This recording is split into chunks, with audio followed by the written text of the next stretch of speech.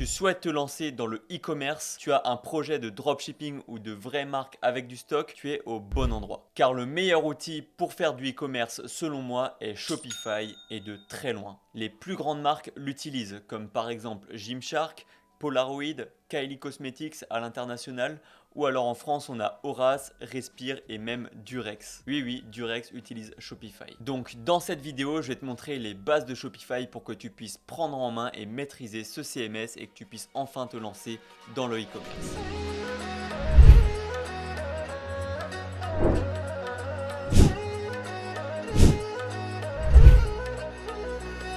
Salut, moi c'est Théo, je suis entrepreneur e-commerçant, je crée des sites pour des entreprises et j'ai aussi créé un thème Shopify, le Story Theme, qui permet de personnaliser sa boutique en ligne afin d'améliorer ses ventes et son image de marque. Si tu es intéressé par tout ça, je te laisserai aller regarder d'autres vidéos de la chaîne, il y aura des liens en bio et de toute façon on va un petit peu en parler dans cette vidéo. D'ailleurs, je fais gagner 50 € sous chacune de mes vidéos de 2024. Pour tenter de les gagner, c'est très simple, il suffit de s'abonner, de liker la vidéo et de laisser un commentaire. Le tirage au sort sera fait dans une semaine lorsque la prochaine vidéo sortira. Et le gagnant de la semaine dernière sera dans la description. Il ne faudra pas hésiter à me contacter sur TikTok ou Instagram pour venir réclamer les 50 €. Donc je te souhaite bonne chance pour le tirage au sort et c'est parti pour la vidéo. Alors pour créer son compte Shopify, c'est très simple. Il suffit d'aller dans le lien dans la bio et il y a une offre de 1 € par mois pendant 3 mois avec 3 jours d'essai gratuit. Donc voilà, ça sera dans la bio. C'est un des premiers liens. Il faut démarrer un essai gratuit et là on peut commencer justement à créer le compte. Donc si on vérifie dans les tarifs, là 1 € par mois pendant 3 mois. Donc quand on démarre un essai gratuit, il y aura quelques questions, il faudra y répondre, c'est pas très compliqué. Mais voilà, une fois fait ça, on arrive sur la page d'accueil de Shopify. Et on va voir une par une les fonctionnalités de Shopify pour que tu puisses justement prendre en main le logiciel et savoir où se trouvent toutes les choses. Donc sur la page d'accueil, c'est très simple, il y a des analytics, il y a des petits conseils. Bon, généralement, on les ignore dans la plupart des cas. On peut sélectionner un forfait si ce n'est pas le cas. Là, c'est la boutique démo du Storytem que je vais utiliser. Donc voilà, il n'y a pas de forfait qui est sélectionné. Donc là, il y a un panneau sur la gauche avec des éléments principaux et des paramètres tout en bas à gauche aussi. Donc on va commencer par ce qui est ici. Donc on a l'accueil, on a les commandes, là où il y aura toutes les commandes une fois passées. Donc voilà, il y aura le numéro de la commande, le nom, prénom de la personne. Quand on clique dessus, on aura accès à l'adresse, on pourra traiter la commande, on pourra la rembourser. Enfin bref, on pourra faire plein de choses depuis cet onglet commande. Après, on a des sous-menus, commandes provisoires, ça, étiquette d'expédition, on n'utilise pas trop. Paiement abandonné, ça va être pour les personnes qui ont commencé le paiement, qui ont mis leur adresse mail, leur adresse, mais qui au final n'ont pas acheté. Donc voilà, les personnes seront retrouvées ici et justement, on va pouvoir envoyer des mails à ces personnes-là. Ensuite, on a tous les produits qui se trouvent juste ici. Donc là, on peut voir qu'on a quelques produits sur notre boutique de démonstration. Quand on clique sur un produit, donc voilà, on peut aussi ajouter un produit. On a le titre, bien évidemment. On a la description. On peut vraiment mettre tout le texte qu'on veut. C'est assez simple d'utilisation. C'est comme si on utilisait Word finalement. En haut à droite, on peut définir s'il est actif ou s'il est en brouillon. Et à ce moment-là, il ne se verra plus sur la boutique. Les canaux de vente, bon ça c'est pas ultra important, généralement il y a la boutique en ligne qui est sélectionnée. Après sur la droite on a des petits trucs, les catégories de produits, les fournisseurs, les balises, si jamais on veut les inclure dans des collections, et ça on le verra un petit peu plus tard. Mais au final c'est pas super compliqué. Généralement on le remplit pas nécessairement, c'est pas voilà, surtout quand on a un seul produit, c'est pas nécessaire, mais quand on commence à avoir un catalogue de produits assez conséquent, c'est bien de remplir ce genre de classement de produits. Ensuite, on a les images. Encore une fois, c'est pas très compliqué. Ça, c'est même pas une image, c'est une petite vidéo. Donc, les vidéos marchent aussi. Donc, voilà. Pour ajouter, il suffit de cliquer sur ajouter. C'est très très simple. Ensuite, ici, très important, on a le modèle de thème, c'est-à-dire quel modèle, quel type de page le produit va utiliser pour s'afficher sur la boutique en ligne. Alors ça, c'est quelque chose dont beaucoup de personnes ont du mal parce que sur Shopify, quand on fait une modification sur le modèle produit par défaut, ça fait la modification sur toutes les pages produits. Donc les gens ne savent pas forcément qu'il faut créer des différents modèles pour modifier différents types de pages produits. Mais ça, on a des vidéos qui parlent de ça plus en détail sur la chaîne du Storytem. Juste ici, on a la vidéo comment personnaliser plusieurs pages produits sur Shopify qui parle plus en détail de cette problématique-là. On va revenir sur le produit. Ensuite, on a les variantes. Donc les variantes, encore une fois, c'est très simple à utiliser. Là, on a les couleurs. Donc, enfin, les couleurs, ça peut être autre chose. Si je clique sur modifier, ici, je peux mettre matière, style, taille, peu importe. Je peux vraiment mettre ce que je veux. Et pareil, là, on met les types de variantes, châtain, brun foncé, roux, noir, etc. Je pourrais mettre voilà, bleu, etc., etc. Mais bref, là, on va rien ajouter. On peut, donc là, j'ai mis une variante de couleur, j'ai mis une variante d'offre. Je pourrais très bien mettre une troisième avec la matière, par exemple. Bon, là, c'est pas très pertinent pour ce produit-là. Donc voilà, on va laisser comme ça. Après, ici, on a un détail pour chaque variante. Donc le châtain pour un crayon, le châtain pour 2 plus 1 offert qui correspond à ça. Avec le prix justement et la quantité disponible. Alors si tu fais du dropshipping, tu n'auras pas forcément le besoin de suivre la quantité, mais si tu fais du stock, ça peut être vraiment utile. Après, tu peux aussi modifier les SKU, ça c'est aussi quelque chose de très important. Nous, quand on travaillait avec un agent, justement, quand on avait ce genre de variante avec 2 plus 1 offert, et ben on précisait dans le SKU, on mettait un SKU un peu spécial, c'est un petit peu comme un code barre au final, qui va permettre de faire dire à l'agent, sur cette variante, il faut en envoyer 3 et non pas 1 ou 2.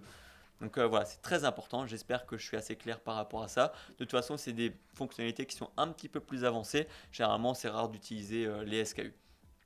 Mais voilà. Donc ça, c'est assez simple. Ici, on a tout ce qui est référencement. Donc on va pouvoir modifier le lien et justement tout ce qui est méta-titre et méta-description. C'est encore une fois ultra simple à utiliser. Shopify, c'est assez ludique, donc il n'y a pas vraiment de problème en ce qui concerne l'utilisation de Shopify. Là, on a les champs méta. C'est quelque chose, encore une fois, d'un petit peu plus avancé. Ça concerne aussi un petit peu les types de pages, enfin les modèles de thèmes. C'est-à-dire que là, admettons, je veux garder le même modèle de thème sur tous mes produits, mais que je veux changer juste un titre, juste une image, juste une description, et ben ça va se passer dans les champs méta. Alors c'est quelque chose d'aussi un petit peu plus technique. Ce que je conseillerais si vraiment ça t'intéresse, si tu as beaucoup de produits, donc ça peut te concerner, c'est encore une fois retourner sur la chaîne du Storytem. Et là on a une vidéo comment utiliser les metafields sur Shopify. Ça sera super bien détaillé et à la fin tu sauras comment justement modifier ces choses-là. On revient sur Shopify, donc on a vu à peu près tout ce qui concerne les produits. Après on peut dupliquer, afficher, enfin bref il y a plein de choses qu'on peut faire. Mais voilà, c'est pas forcément le plus important. Là, on voit vraiment ce que tu peux utiliser au quotidien. Après, donc là, tu as les produits, tu as les collections. Les collections, ça va aussi être très important parce que justement, c'est là où tu vas pouvoir classer tes produits. Si tu fais du dropshipping et que tu vends en monoproduit, forcément, ça ne sera pas forcément pertinent. Mais si tu as un gros catalogue, là, ça peut être bien. Admettons, je sais pas, tu vends, tu es une marque de compléments alimentaires, tu vas vendre des protéines, tu vas vendre des glucides, tu vas vendre plein de trucs différents. Je sais pas si c'est le meilleur exemple. Admettons, tu es un magasin de meubles, voilà, tu vas vendre les tables, les chaises, les fauteuils, les canapés, et tu pourras justement les trier dans des collections. Donc, quand on crée une collection juste en haut à droite, on peut choisir si déjà c'est une collection manuelle ou automatique. Alors, les collections manuelles, il va falloir ajouter les produits un à un. Manuellement, comme le nom l'indique, et ça peut forcément être plus long. Moi, je conseille éventuellement d'utiliser les collections automatisées parce que du coup, les produits vont être ajoutés automatiquement en fonction d'un certain prix, en fonction d'une certaine balise qu'on a mis. Donc, c'est ce qu'on a vu juste avant, les balises sur la page produit, enfin sur la fiche produit de Shopify. Donc, par exemple, si ici balise produit est égale à chaise et que dans mon produit d'avant, je mets chaise dans la balise, ça sera automatiquement intégré à cette collection. Et c'est pour ça que c'est super puissant quand on a des gros catalogues produits, ça permet de trier assez facilement. Donc voilà, on ne va pas forcément créer la collection, mais on va voir une collection qui est déjà créée pour voir s'il y a d'autres choses à montrer. Donc bien sûr le titre de la collection, une description si nécessaire, une image également. On peut modifier encore après si maintenant on veut que ce soit trié en fonction de la balise, du prix avant réduction, du poids, du stock, enfin bref, il y a plein de filtres différents pour créer des collections et c'est vraiment super puissant. Après, on peut décider de les trier dans la collection, c'est-à-dire qu'une fois qu'on arrive sur la page de collection, ça va être affiché dans cet ordre-là. Crayon de maquillage, copie, épilateur, trousse de maquillage. Donc voilà, c'est dans cet ordre-là. Mais on peut très bien modifier l'ordre en triant de A à Z, de prix plus élevé, plus bas, etc. ou bien manuellement. Donc c'est très simple encore une fois pour modifier tout ça. On a aussi le référencement encore une fois avec le méta-titre et méta-description et l'encre, donc l'URL. Donc voilà, c'est pas très compliqué au final. Pareil aussi, modèle de thème, on peut choisir des types de pages, mais bon, généralement celui-là on le touche quasiment jamais. Donc on passe à la suite avec les stocks. Les stocks, c'est quand on gère du stock, on peut voir justement s'il nous reste beaucoup ou pas. Ça peut être pratique dans certains cas si tu fais du e-commerce avec du stock, mais dans le dropshipping, voilà, dans la plupart du temps, tu n'as pas besoin de ça. Bon de commande aussi, tu vas quasiment jamais utiliser. Transfert non plus. Carte cadeau, tu peux l'utiliser, mais bon, en vrai, c'est quand même assez rare, c'est assez spécifique. Mais c'est ici où justement tu vas pouvoir créer des cartes cadeaux à offrir que tu peux directement commander en passant sur ton site. Ensuite, le prochain élément dans le menu, c'est clients. Ici, tu vas voir afficher tous tes clients qui ont commandé ou qui ont mis leur adresse mail, que ce soit dans la barre de newsletter ou que ce soit un panier abandonné. Enfin bref, ici, tu verras vraiment tout le monde. Quand tu cliqueras sur un client, tu verras son nom, son prénom, son adresse. Tu verras aussi combien de fois il a commandé sur ton site. Enfin bref, tu auras un maximum d'informations sur ton client et c'est super pratique dans certains cas. Parce que ce qui est bien, c'est que tu peux les segmenter en fonction de voilà, est-ce que c'est des clients qui ont déjà acheté, est-ce que c'est des clients qui ont abandonné leur panier. Enfin bref, il y a plein de segments à faire et ça va permettre derrière de créer des listes mail. Par exemple, on va envoyer certains mails à certains types de clients et ça permet de personnaliser un petit peu plus. Donc c'est vraiment ultra utile. Ensuite, dans contenu, on a les méta-objets. Donc ça, c'est pareil, je renvoie à la vidéo sur les méta-fields juste ici parce que voilà, ça concerne les méta-fields. Après, on a les fichiers. Donc les fichiers, encore une fois, c'est très simple, c'est juste les photos et vidéos que tu vas pouvoir stocker sur ton Shopify. Alors, il y a certaines règles à respecter. Quand on va tout en bas et qu'on clique sur en savoir plus sur les fichiers, ça nous amène sur une page où il y a les règles. Donc, comme par exemple, voilà, sur les images, c'est pas plus de 20 MO et 25 mégapixels en résolution. Pour les vidéos, ça va être 1 giga et une résolution maximale de 4K. Donc voilà, ça supporte la 4K, Shopify, c'est déjà très bien. Et en plus de ça, c'est maximum 10 minutes.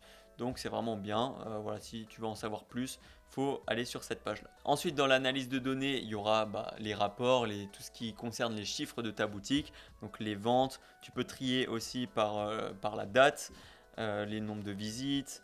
Là, on a le tunnel de conversion. Alors, le tunnel de vente, combien de personnes ont ajouté au panier, en pourcentage aussi ce que ça donne par rapport aux visiteurs, le nombre d'étapes de paiement et le nombre de ventes, donc de visites converties. Alors, il y a toujours de la perte entre chacune des étapes, mais ça permet d'optimiser un petit peu chaque étape pour voir où est-ce que ça peut coincer et où est-ce qu'on peut récupérer des ventes. Après, voilà, total des commandes, panier moyen, ça c'est très important comme métrique. Taux de clients récurrents aussi, c'est pas mal. Produits les plus vendus, enfin bref, il y a vraiment tout un tas de chiffres à analyser et c'est vraiment top. Donc là, pareil, dans les rapports, il y a encore plus de statistiques, mais bon, faut un petit peu fouiller, un peu regarder ce que ça donne. Ensuite, on a vu en direct, ça c'est vraiment génial. Quand il y a des visiteurs qui sont présents sur la boutique, on le voit directement et ça permet un petit peu de voir ce qui se passe sur la boutique, où est-ce que les visites se situent et on peut voir aussi le nombre de paniers en cours, de paiement et d'acheter. Si maintenant je vais sur le site juste ici et que je vais ajouter au panier, on va ajouter au panier. Voilà, on a ajouté au panier. Ici, normalement, on a un petit panier actif et c'est assez addictif comme page. Quand on fait pas mal de ventes et qu'il y a beaucoup de visiteurs, on aime beaucoup regarder un petit peu ce qui se passe ici. Donc voilà, ça c'était pour la vue en direct. Ensuite, on a l'onglet marketing. Généralement, on l'utilise quasiment jamais. Enfin, je vois personne l'utiliser honnêtement. Donc voilà, je conseille de l'oublier. Après, on a l'onglet réduction. Donc ça va être pour créer des codes de réduction. Comme son nom l'indique. On peut créer des réductions sur le montant de réduction sur les produits, c'est-à-dire un pourcentage clair, net et précis, comme par exemple 10% sur tous les produits par exemple. On peut aussi offrir X pour le prix de Y. Alors je vais le montrer juste là. C'est pour par exemple 2 produits achetés, un autre produit offert. Donc je vais montrer. Alors quantité, ici par exemple, si déjà je vais l'appeler, voilà, on va l'appeler test. Donc quantité minimum d'articles, je vais mettre 2 produits spécifiques et à ce moment là je vais sélectionner admettons ce produit et toutes ses variantes. Donc quand la personne elle achète 2 produits comme ça, elle a un produit qui est offert et ça va être, on va mettre l'épilateur à sourcils. Donc là, on peut choisir un pourcentage, mais on peut très bien mettre gratuit ou alors un montant précis, par exemple 5 euros. Mais moi, généralement, je conseille de mettre soit un pourcentage, soit gratuit. Gratuit étant le mieux parce que ça fait tout de suite des offres beaucoup plus impactantes.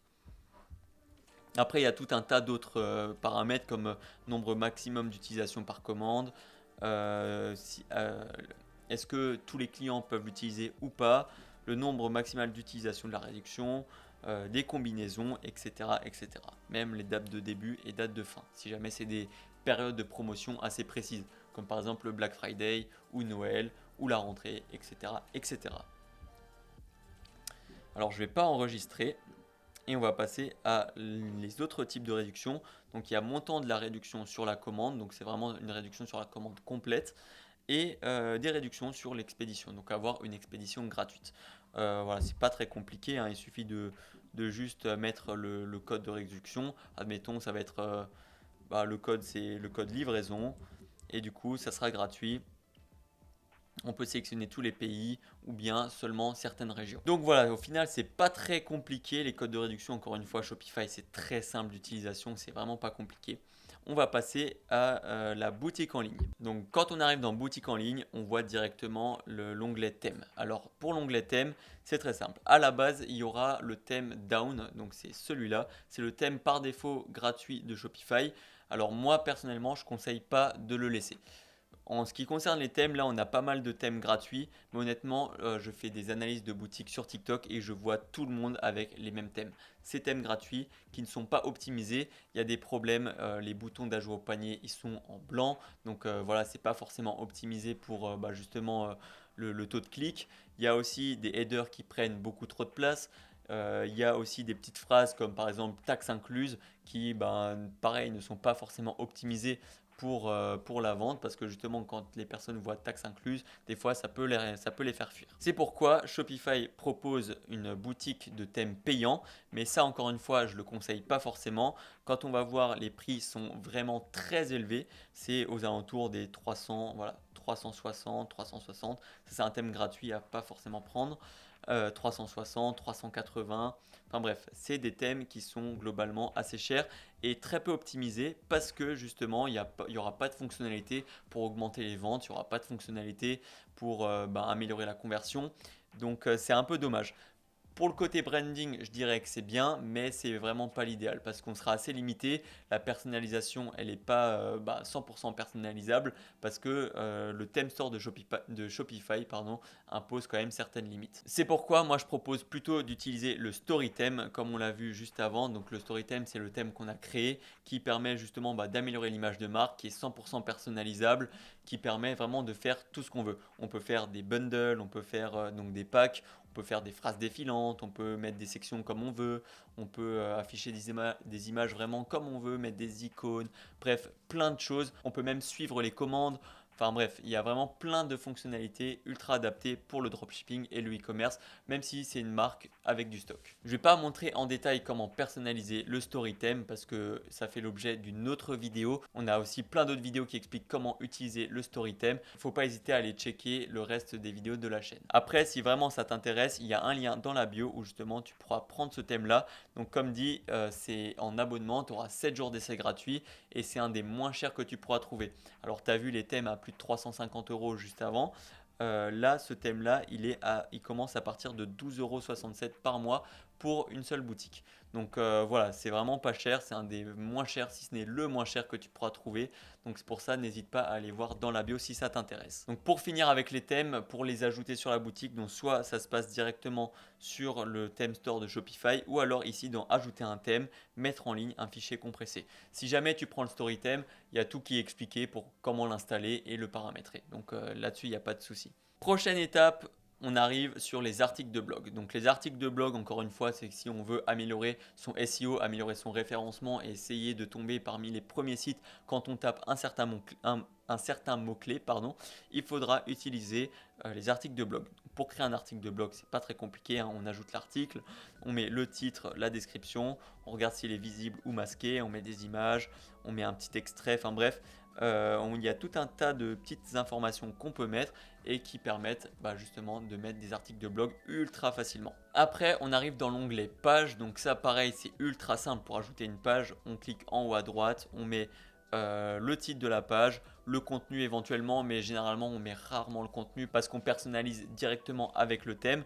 Pareil pour les modèles de thème, il y a plusieurs types de pages. Alors nous sur StoryTheme, on a le modèle suivi de commande, le modèle notre histoire, le modèle help, donc c'est un peu SAV, le modèle contact et le modèle FAQ.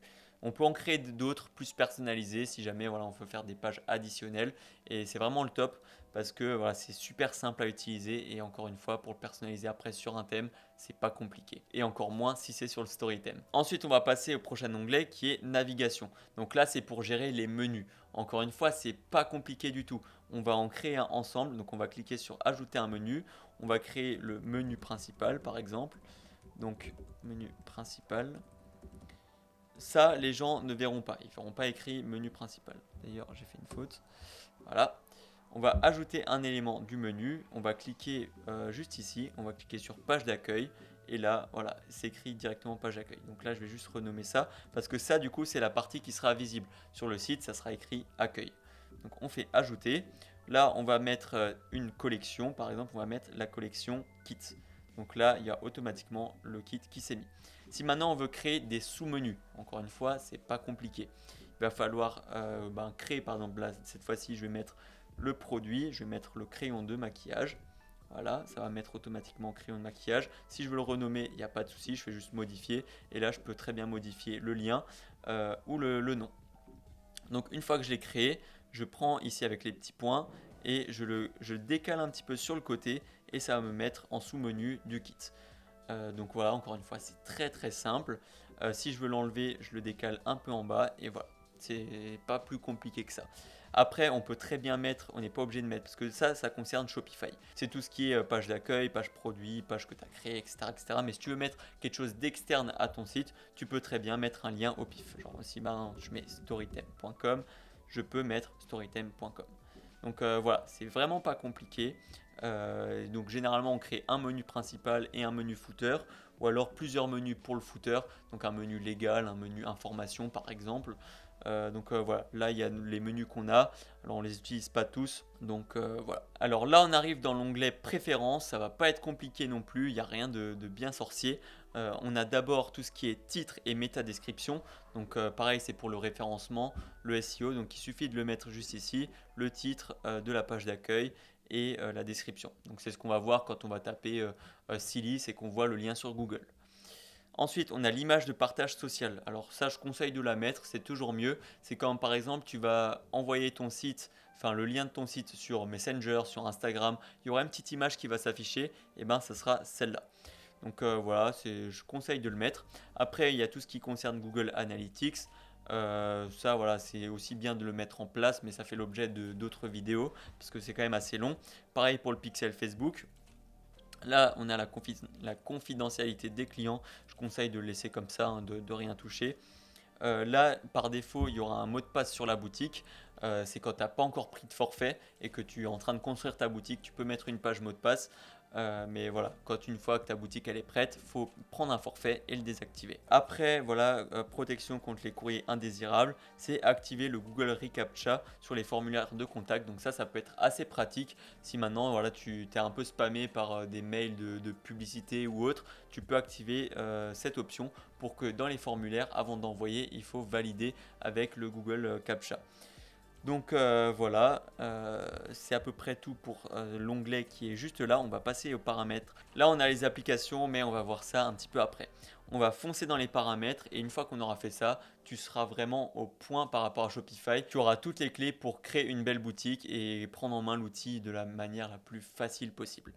Donc on arrive dans les paramètres.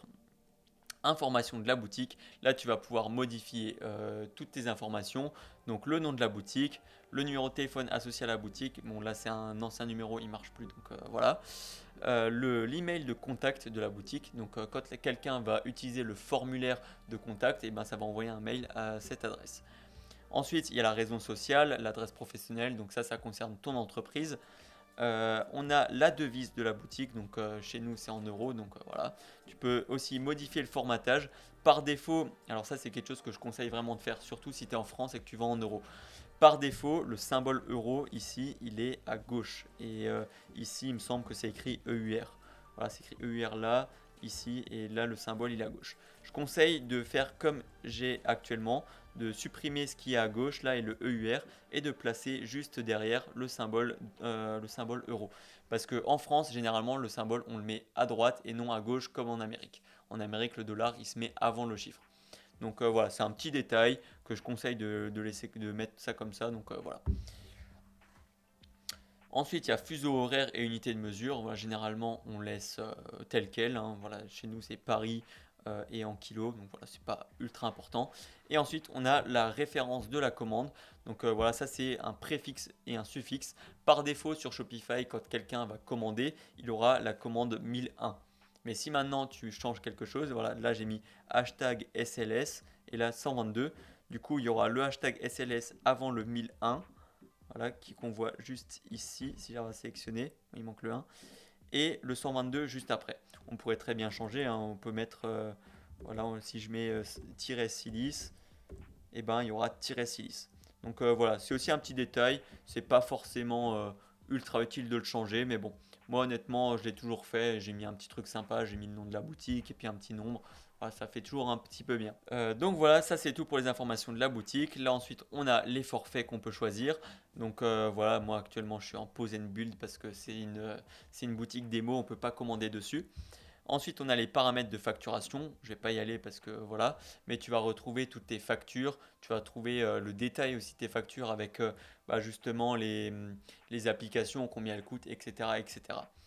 Ensuite, dans utilisateur et autorisation, tu vas pouvoir ajouter des employés et des collaborateurs. Si jamais tu travailles avec plusieurs personnes, tu peux donner accès à ta boutique pour que vous puissiez tous les deux modifier en même temps. Et pour les collaborateurs, si jamais tu payes un dev, si jamais quelqu'un a besoin d'un accès, que ce soit pour le thème, généralement des fois je peux demander l'accès pour faire une modification, ou bien s'il y a des applications qui ont des bugs, des fois les développeurs de l'application peuvent accéder à ton site pour faire des modifications. À ce moment-là, il faudra lui donner un code de demande collaborateur et puis la personne pourra avoir accès. Et ce qui est bien, c'est que quand on donne un accès à quelqu'un, si par exemple j'ajoute un employé, voilà, il y a le prénom, nom, adresse mail, je peux sélectionner certaines choses où il aura accès et où il n'aura pas accès. Alors, par exemple, si je veux pas qu'il ait accès aux commandes, eh ben, je cocherai pas ça. Mais si je veux qu'il ait accès à la boutique en ligne pour pouvoir modifier le thème, pouvoir modifier les pages, voilà, je vais sélectionner ça et puis voilà. Donc au final, c'est encore une fois très simple et ultra pratique. Ensuite, on va arriver dans moyens de paiement. Ça, c'est pour accepter les paiements sur ta boutique. Il y a plusieurs options. Alors, soit tu utilises Shopify Payments, donc qui est ce que je propose Shopify. Il y aura quelques frais. Donc là, on voit les frais de transaction. Bon, là, c'est 0% parce que j'ai pas d'abonnement. Mais voilà, il y a des frais, mais ils sont pas très élevés et c'est assez simple à mettre en place. Après, tu peux aussi ajouter PayPal, tu peux aussi ajouter là, Amazon Pay, tu peux aussi ajouter Stripe qui est aussi très connu pour Shopify. Donc voilà, tu t'appuies juste sur gérer ou ajouter un moyen de paiement et tu pourras le retrouver juste ici. Après, dans page de paiement, là aussi c'est très important, il va falloir faire quelques modifications parce que voilà, par défaut, c'est pas forcément l'idéal. Donc moi je conseille de reprendre un petit peu mes paramètres. Donc voilà, on va pouvoir sélectionner ce que les personnes doivent utiliser pour passer commande. Donc là, de base, c'est numéro de téléphone ou email. Moi, je préfère que les gens utilisent l'email, donc c'est mieux. Ensuite, ça, exiger le prénom et le nom, c'est très important. Pas seulement le nom de famille, de base, c'est coché comme ça. Nom de l'entreprise, moi, je mets ne pas inclure. Si ça peut être pertinent, pourquoi pas mettre facultatif. Adresse ligne 2 aussi facultatif, je le recommande. Et numéro de téléphone, moi je l'ai mis en facultatif, mais parfois je le mets en obligatoire parce que ça peut être pratique pour envoyer des SMS de promotion par exemple, pour des offres ou au cas où le panier est abandonné. Après pour les options de marketing, on peut cocher si on veut, moi je laisse juste comme ça. Bon les pourboires, c'est rare qu'on utilise cette fonctionnalité, moi personnellement je ne l'ai jamais utilisé. Ensuite, utiliser l'adresse d'expédition comme adresse de facturation par défaut, c'est très important. La saisie automatique d'adresse aussi, c'est important parce que ça va permettre d'aller plus vite. lors du checkout quand tu mets tes informations de livraison. Valider l'adresse d'expédition aussi, pourquoi pas.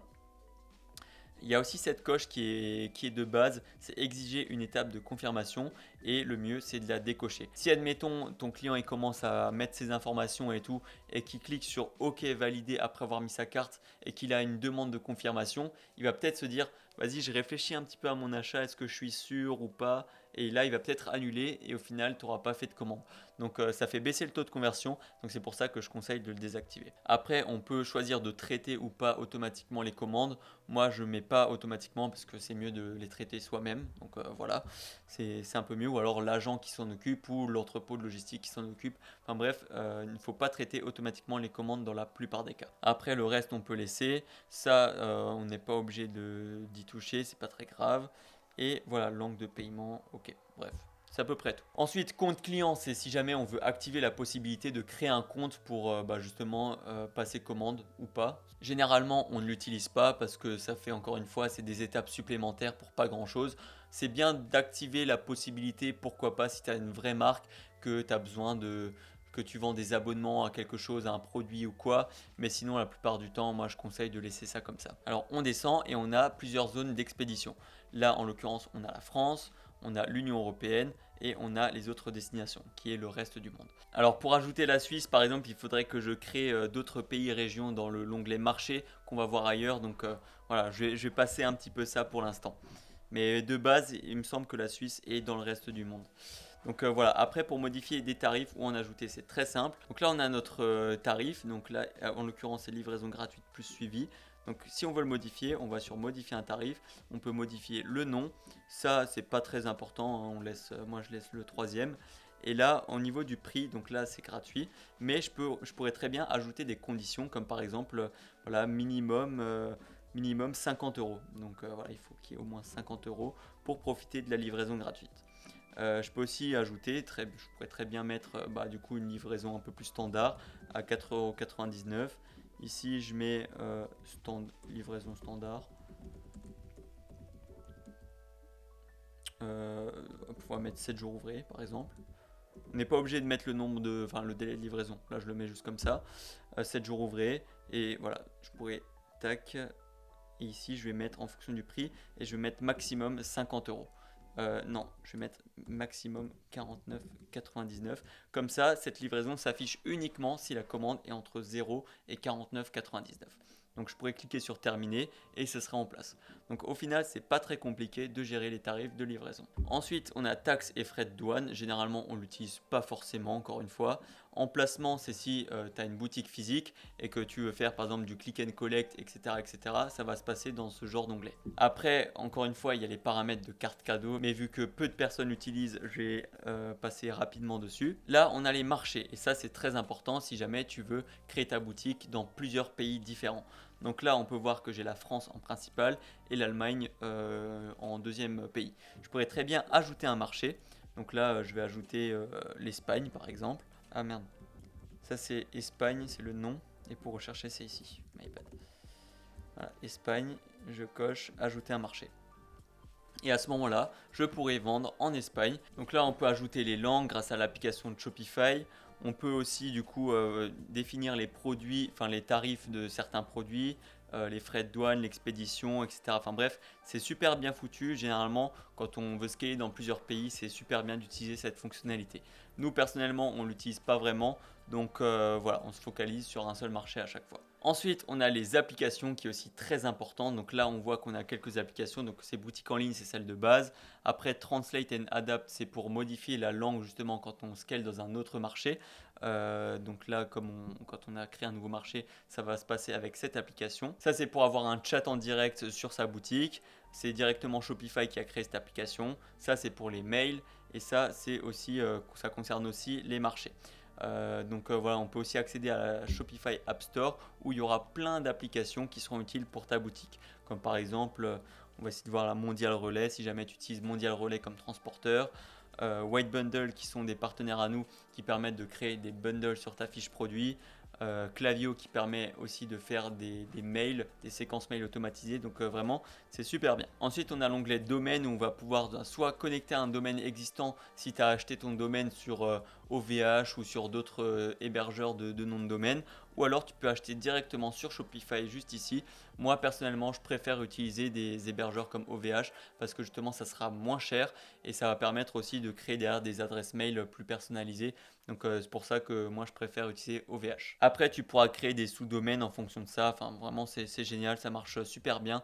Donc voilà, ça c'est pour les domaines. Événements clients, c'est tout ce qui concerne les pixels de suivi. Donc quand tu as Facebook Ads, TikTok Ads, Snapchat, Google, ça va se passer ici. Mais généralement, il y a une application dédiée à chaque fois. Donc au final, tu vas pas vraiment dans événements clients. Après, tu as le contenu de marque où tu peux régler ton logo par défaut, ton favicon, tes couleurs, etc., etc. Encore une fois, c'est quelque chose qu'on n'a pas vraiment utilisé, dont on n'a pas vraiment besoin. Donc voilà. Après, pour les notifications, on arrive bientôt à la fin. Là, on a l'email de l'expéditeur. Donc voilà, quand tu veux envoyer des emails à tes clients, ça sera cette adresse mail là. Donc là, tu pourras régler tous les mails de confirmation de commande, confirmation de facture ou d'expédition, les paniers abandonnés, etc., etc. Ça va se passer juste ici. Après, tu as d'autres types de notifications, comme par exemple les notifications destinées au personnel. Ça va être les notifications de vente sur ton téléphone ou les mails, etc., etc. Après, les notifications destinées aux fournisseurs de services. Mais bon, ça, voilà, généralement, on ne l'utilise pas. Après, on a les données personnalisées. Comme dit, ça, c'est la vidéo qui concerne les metafields. Donc, je la remets juste ici. Comment utiliser les metafields sur la chaîne Storytem. Voilà, si jamais ça t'intéresse de voir ça, ça se passe ici aussi. Après, on a les langues. Donc, on peut voilà, ajouter, moi, je parlais de l'espagnol avant. Je pourrais très bien ajouter l'espagnol juste ici. Et ça va me créer et me générer du texte en espagnol en fonction de ce qui est déjà sur ma boutique. Et tout ça grâce à cette application-là, Shopify Translate and Adapt. On arrive au bout. Donc là, il y a la politique. Donc ça, c'est tout ce qui concerne les mentions légales, les conditions générales de vente, les conditions générales d'utilisation, politique de retour, de remboursement, etc., etc. Donc c'est là que tu vas pouvoir remplir justement tes politiques qui vont s'afficher dans le checkout. Et selon ton thème, ça peut aussi s'afficher automatiquement sur ta boutique. Sur le Storytem, on a une petite option qui permet d'afficher justement ces mentions légales dans le footer, donc sur le pied de page tout en bas, pour que les gens puissent aller consulter si besoin. Et enfin, on arrive au dernier truc, c'est historique d'activité. Donc voilà, là, c'est rien de spécial, hein, c'est vraiment ce que tu fais. Donc si tu modifies ton thème ou quoi, bon, c'est pas très important. Donc voilà, on arrive à la fin. Comme dit, pour modifier le thème, alors je vais juste donner 2-3 conseils généraux par rapport à la personnalisation de thème, que ce soit le story theme ou tout autre thème, pardon. Ce que je conseille, donc déjà, c'est de renommer en fonction de ta boutique, ça peut vraiment être sympa. Ce que je conseille surtout de faire, c'est de personnaliser. Quand on personnalise, c'est avant de créer des sections et de voir comment c'est foutu, c'est de lire tous les paramètres généraux du thème qui se trouvent juste ici. Comme ça, on peut un petit peu se donner un ordre d'idée parce qu'il y a certains paramètres qui vont agir sur les sections, que tu vas ajouter ou supprimer juste ici. Donc c'est pour ça que je conseille de lire. Donc là, sur le Storytime en l'occurrence, il y a général. On peut désactiver le clic droit, désactiver la sélection de texte. On peut aussi changer les couleurs. Ça utilise des palettes de couleurs et ça c'est vraiment bien parce que ça permet de modifier toutes les couleurs d'une section en même temps. Donc voilà, on a les prix, quantité, le panier, les boutons, enfin bref, il y a plein de paramètres qu'il faut lire pour justement mieux comprendre et mieux prendre en main le thème par la suite. Donc de toute façon, je ferai une vidéo comment utiliser le Storytime en détail pour vraiment que tu puisses le prendre en main, que tu puisses comprendre comment ça fonctionne. Donc voilà, surtout n'hésite pas à t'abonner pour ne pas manquer ces vidéos. Après, comme dit, on a aussi des créations de boutiques sur la chaîne principale, comme par exemple là on refait le site d'un abonné, on refait la boutique démo, donc Silis, on analyse aussi des boutiques d'abonnés. Là on a aussi fait un tutoriel sur comment créer une boutique Shopify de A à Z qui dure 1h30. Donc vraiment, le contenu ne manque pas sur la chaîne. Donc voilà, c'était à peu près tout pour cette vidéo. J'espère qu'après ça, tu sauras comment utiliser Shopify vraiment de A à Z, que tu as toutes les clés pour prendre en main ce logiciel. Comme dit, tu as 1 euro par mois pendant 3 mois en passant dans le lien dans la bio. Tu as aussi 7 jours d'essai gratuits sur le Storytime si jamais tu veux paramétrer ta boutique. Et puis voilà, c'est à peu près tout. N'oublie pas que tu as les 50 euros à gagner si tu commentes. Et si tu mets une question dans les commentaires, je pourrais aussi t'y répondre assez facilement. Sur ce, je ne vais pas faire durer plus longtemps cette vidéo. Jusqu'à la prochaine fois, porte-toi bien, travaille bien et crois en tes rêves. Ciao!